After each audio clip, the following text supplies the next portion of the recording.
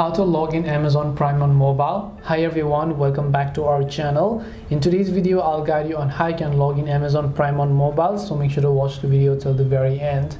In order to log into Amazon Prime on mobile, all you have to do is simply go ahead and then first of all launch the Amazon Prime application or the Prime Video application over here. Once you launch the Prime Video app, you're going to be able to see this type of interface, right? And once you see this type of interface, all you need to do is allow the application permissions.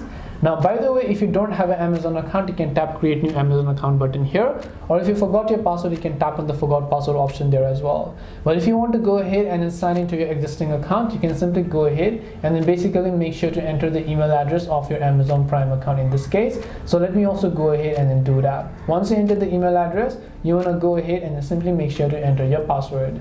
Once you enter the password, if your details are correct, whenever you tap the sign in option, you're going to be able to successfully sign in to your Amazon Prime account on your mobile.